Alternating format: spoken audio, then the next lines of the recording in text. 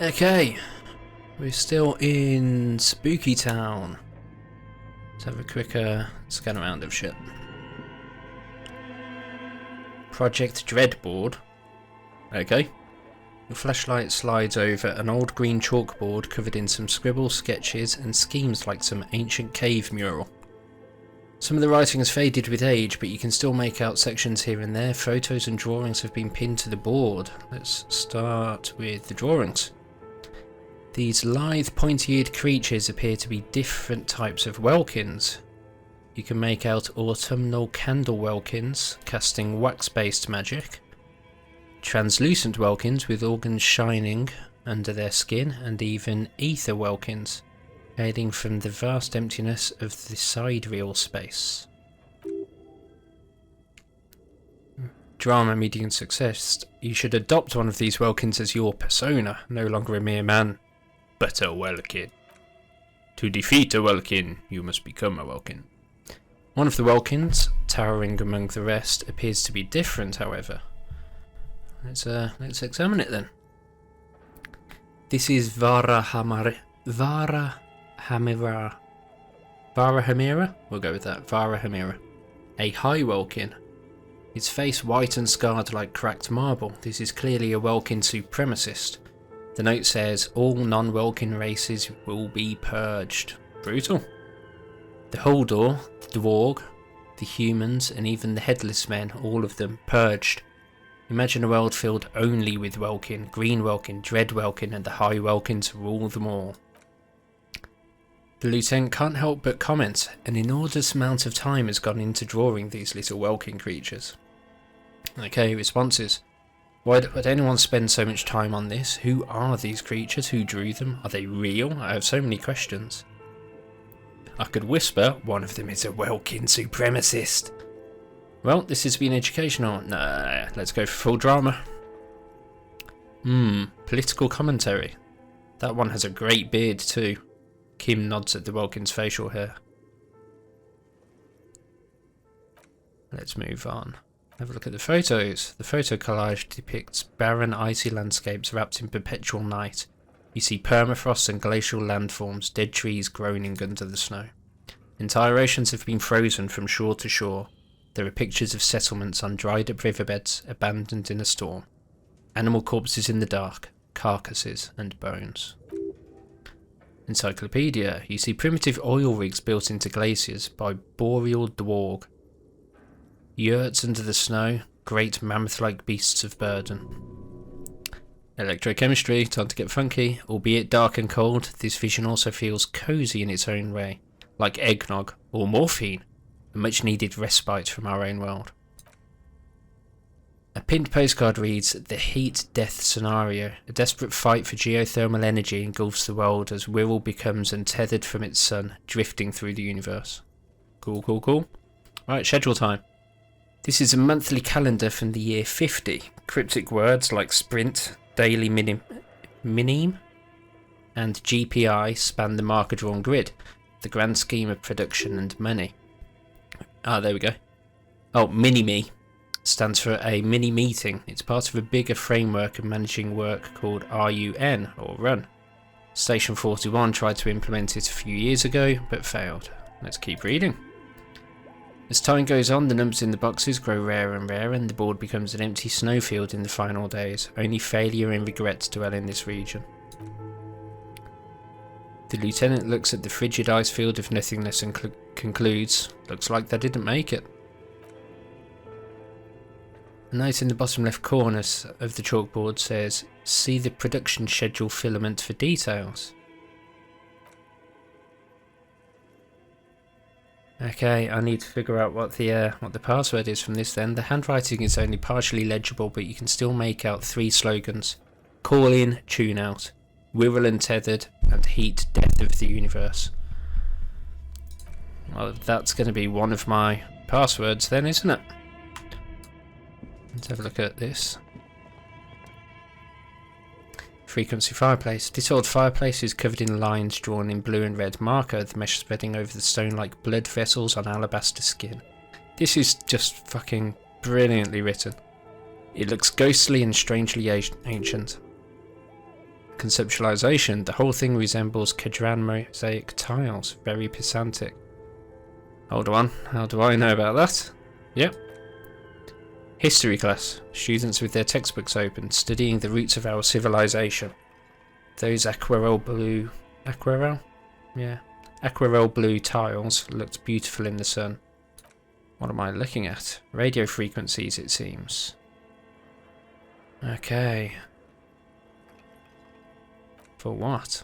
Unclear. It looks like a cardiovascular system split into veins and capillaries. Very advanced. So we're dealing with something medical here. I don't think so. You think so? The web is comprised of radio stations, all lead back to one red heart titled the Game Master Frequency. A note says this one can listen in on any station it wants. Okay, so who's the Game Master? Someone very important. Oh, authority. The leader of a massive on-air game built by these people. A conductor for the hundreds of story threads that pass through the Game Master's frequency. It's quite cool.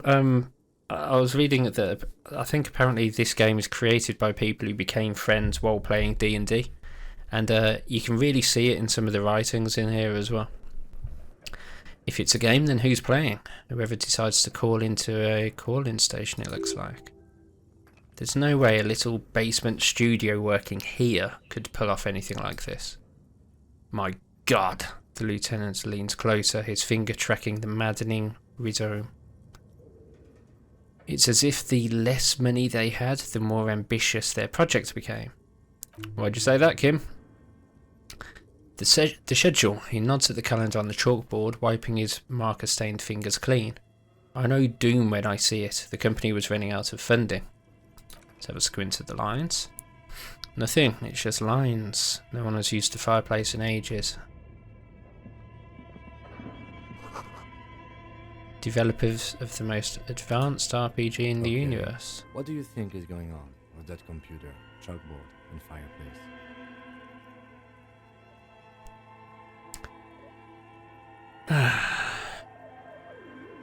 I mean, it could be undercover counterintelligence program. But in that case, why would they care about the money running out? It's just a failed business. Yes, that is the question. Looks like one of these popular pen and paper role-playing games. Oh, I wonder what they're like. Only these people were trying to automate it, make it running on radio, make it work on radio computers. How are they planning to do that? Through call-in stations, he nods at the fireplace. None of the players have to be physically present. Anyone in the world can participate in the game as long as they have a two-way radio. Then there's the Game Master frequency that listens in on the smaller call-in stations. I think that was supposed to coordinate the stories, functioning as a master of ceremonies of sorts. His fascination has swept aside all other concerns for the moment. He's a little hooked. Has anyone done it before? Not to my knowledge. They make automated games in Grad Messina, Königstein, you know, places with industry. Not in Revachol, west among the ruins. Oh, sorry, not in Revachol west, among the ruins. But I don't think anyone has attempted to create an intersolary game before. We just don't have the technology. And this was a role-playing game? Indeed, those Welkins on the board are a dead giveaway. He points to the chalkboard. Role-playing people love that stuff. The world looks like a modified version of the Wirral board game, with heat death thrown in. Conceptualization. Super cool, super cool. Someone should give them millions of real immediately. This game is too good to be left unfinished. Why do I feel like this is, you know, subtly being pointed through by the developers? What do you think happened to the company? No idea. They stopped filling out the schedule on the chalkboard. Wow. Indeed, it's ambitious and untethered from reality. But the lieutenant tilts his head, thinking. Okay, they're insane if they think they could do this. It was just a play to cheat money out of their investors' pockets. The world is cold and lonely. This would keep it company. Let's finish it. Do we have any money? Let's give them more money. Let's finish it. A half smile breaks out on his face. It's too late for that, I'm afraid. He looks around at the derelict room. The pipes howl and a rat crosses the floor.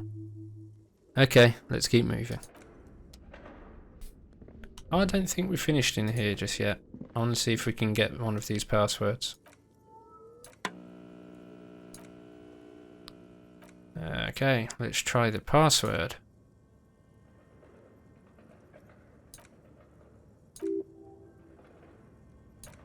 Okay, I thought I might have had it. Yes, I'm alive. 74, cool. She repeats passwords. Programming people are all paranoid. Yvonne, my partner here, tells me you're here because radio computer guys are all paranoid. Okay, but where are you?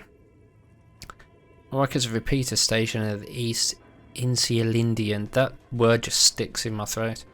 Repeater station. It's my job to know where you are, Fortress Accident. As for me, well, I am sitting in my cubicle surrounded by a wall of radios. Now please tell me if there's anything I can do. Right. See you, old biddy.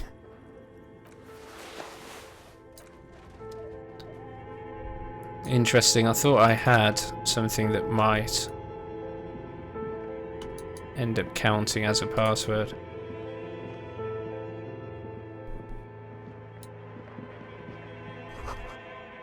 Shoes in a puddle of melting snow. Okay, so someone's been through here recently. Postcard. Can I inspect that? The sunlight has made this postcard almost completely sepia-toned. Midtown traffic passes. Overhead, the ghosts of skyscrapers disappear into a beige midday mist. Vapour rising from the delta on which the district was built. The postcard is prepaid. Interesting.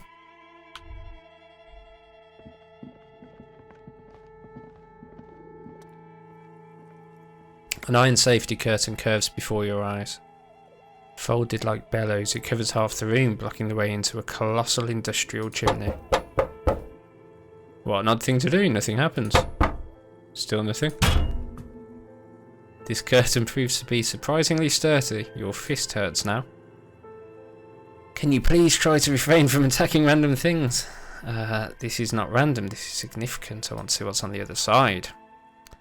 Why do you think there's necessarily something on the other side? The lieutenant asks, but you can see a spark of curiosity in his eyes. In any case, there's no way we can get in right now. Let's investigate further. Oh, really? Okay, I'm missing something in here. There's got to be a way to look at notes. You know what? Pals, I'm going to check.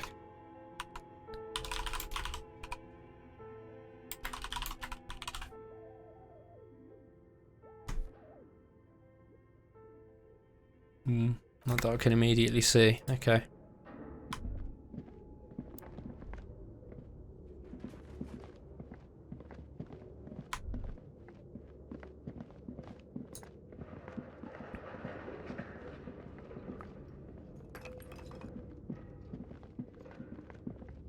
I'm staggered that there's not more in here. I'm certain there is.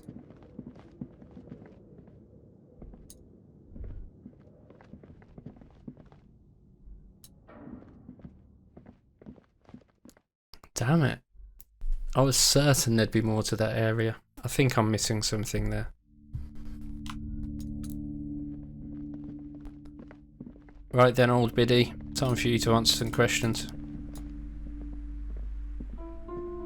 You broke down the back door?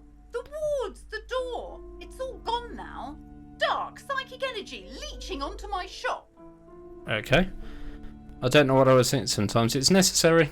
I suppose. It's all over now? Her shoulders slump. I guess there's no escape. It's a door? Just a door? This place is cursed, detective. They don't call it the doomed commercial area for nothing. Just look at the sheer amount of companies that have failed in this house. I hope you're happy now. Happy you've ruined everything. Now that you've broken the door, the curse is coming to get me as well. She closes her eyes and starts mumbling something to her pendant. Oh, sorry, I didn't get bent. Of course you wouldn't think that. You're nothing but a policeman. Dejected. Task gained. Oh god, what? I keep gaining shit to do and I don't tick anything off. Alright, you know what? I'm willing to let you investigate the doomed commercial area. We're set on a path, little else to do. Before we go, tell me, did you encounter the malignant entity? The entity? Yeah, fuck it, let's mess with her. You did? Then it has to be true. I've suspected that this woman-shaped energy must be connected to the curse ever since I first saw her. Did you see that she lives inside the chimney? Interesting. I've knocked but couldn't get in. Yes, I've heard that she's barricaded herself inside. It's connected to the central furnace in the basement. You should go and find it. God knows what she's doing there. Ooh. Some unnatural magic, I assume. She shivers. You should go find the entity and ask what happened to all the companies in the building. And do return to me once you've talked to it. I'm quite anxious to know what she has to say about the curse. Okay, right, a few more questions about the curse. Okay, but blah blah blah blah blah. How does it manifest itself? The curse is so much worse than you could imagine. It's a disease eating at the very foundation. It's the curse of financial distress, of ruin and bankruptcy. Looks at the curtains. What does this mean? Paranatural. But officer, there's nothing natural about entire companies declaring bankruptcy. Yeah, there is. It happens constantly. It's what happens in a capitalist free market. I'm talking about cacodemons feeding off bad business practices and disappointing income statements. Okay. Weird. There's something wrong with this building, I can tell you. Ever since I arrived, I've sensed an eerie, lingering presence. Is that noise me taking a note? I've got to be able to read these fucking notes. As if I was unwanted here. Right, why didn't you just tell me right away? It's the curse. It's not good to talk about it. Fair enough. Wow, void wraiths. You have new words. Have you sought help from anyone? Yes, I've contacted numerous parapsychologists and even a pair of Semnese mediators that provided me with the wards. Well, they worked brilliantly, didn't they? Is your pendant part of it? Oh, this? She holds a pendant in her palm. Its ochre heart glistens under the lights. No, it's a special Himian amulet, blessed by desert pygmy shamans with a spell of compulsion. It's to compel people to buy books. Okay, well, I mean, that's fucking worse. There are numerous spells cast throughout the store. I had books anointed with different inducement spell. With a different inducement spell, for example. It's guaranteed to boost sales 15%. Desert pygmy shamans. That sounds rather like a questionable way to describe a group of people. Okay. Yep. Cool. Right. And we're done. So, what's been added there? It highlighted.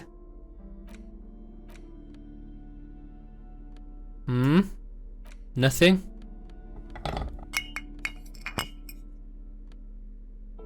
I mean, there must be something. It keeps telling me. It keeps highlighting shit.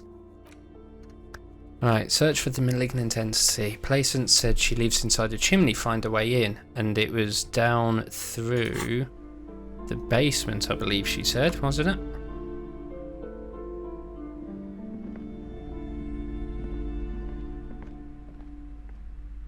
Let's have a look at that.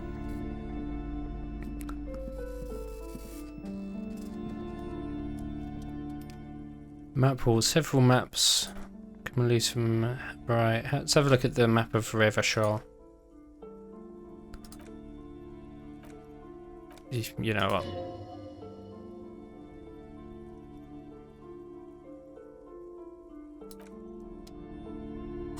Again, look, it's highlighted. What am I missing?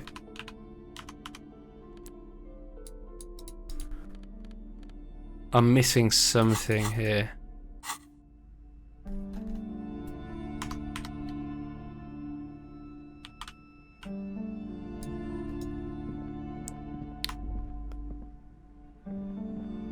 Okay, so I'm pretty sure she said it's down in the basement.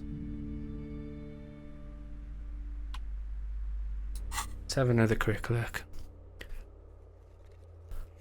Enter the sealed door behind the bookstore and find out what happened to the companies here. Okay, so I could have just spoken to her. I didn't need to kick the bloody door in. Search for the malignant entity. Let's have another quick run around in there then.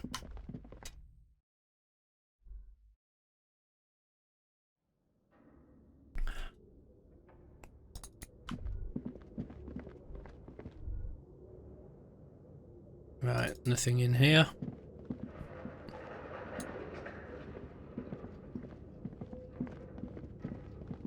Nope.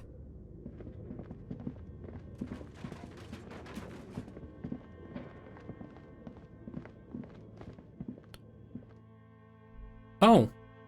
Oh yeah, I tried that door before, but he wouldn't let me enter it.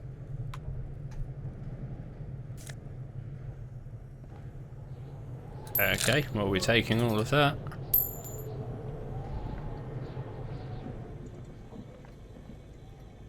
I mean, that is clearly an evil bear. The wall collapse, inaccessible. Central furnace. Kim, what is this thing? Is it a furnace?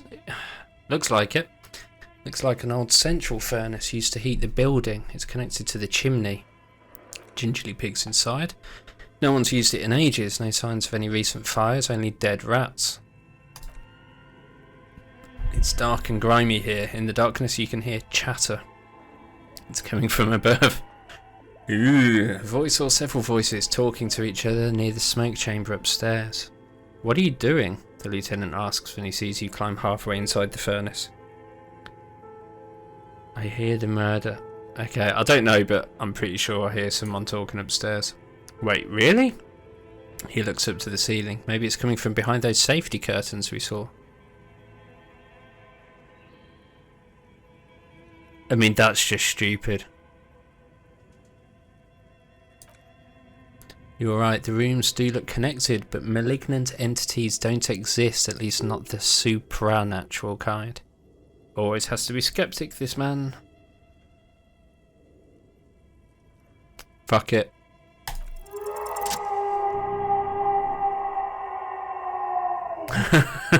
Okay, I was going to say hello.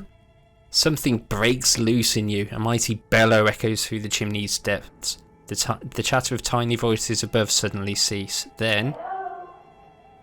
Hello? Hello, you there? Speak to me.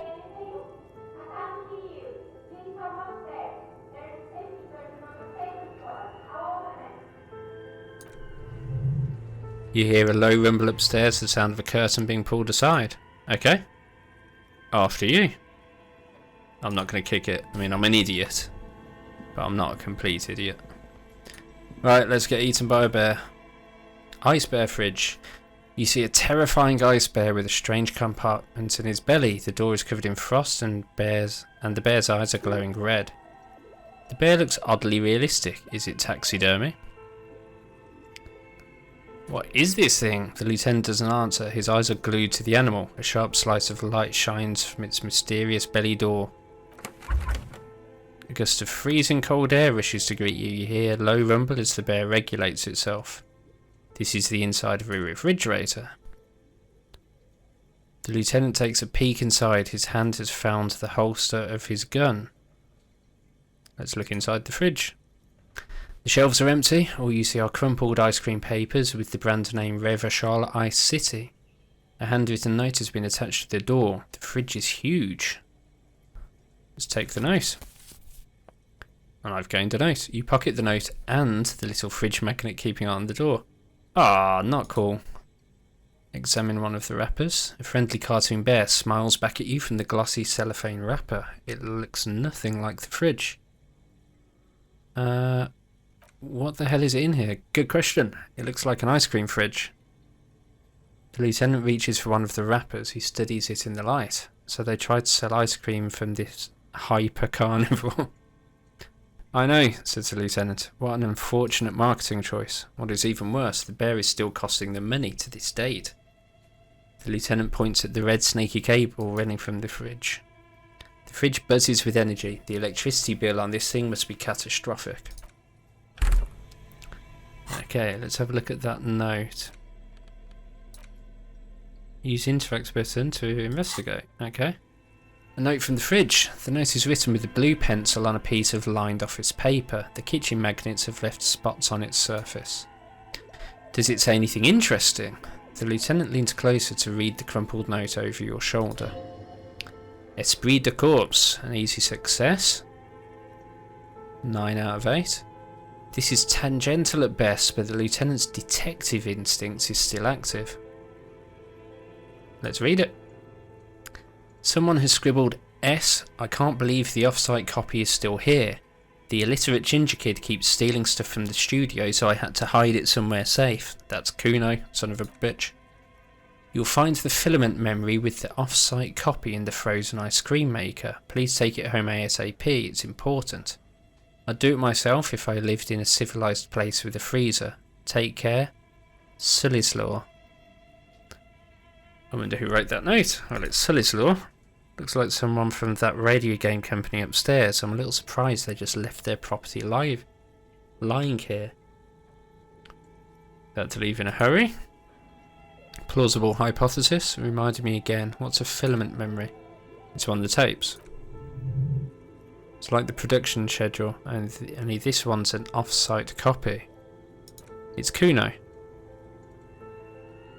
Yeah. Okay, good. I got experience for that. Oh, breakthrough imminent. hobocop is on the fucking case. Oh, I'm sure that child would love to get his hands on a filament memory, even if he doesn't know what to do with it. He'd probably try to pawn it for speed based on our encounter. Yep, and I'll try to give him a slap and miss. Do you have any idea where the frozen ice cream maker could be? I don't know. I assume it's somewhere close to the ice bear fridge. Okay, so I'm looking for a frozen ice cream maker. Thought complete, hobocop. Okay, right, thought complete, hobocop. Technically, you wouldn't be a cop anymore, but a hobo. That would mean game over for the cop chapter of your adventures. But who knows where the hobo part takes you? To the bar? To the old l'Assommoir? To the pier or the sewers? To Les Royaumes? Where for 300 years they interred the dead? You could plunder royalist crypts for long-forgotten triple malt bourbon, then fight the Amakan beast that lurks the bottommost sepulchres? The secrets of the city are all yours at last. Okay, reveals extra special collector edition tar bottles on the map. More money from selling tar. Learning cap for shivers raised to 6.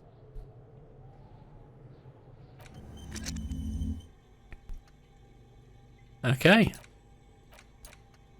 I am now a hobocop.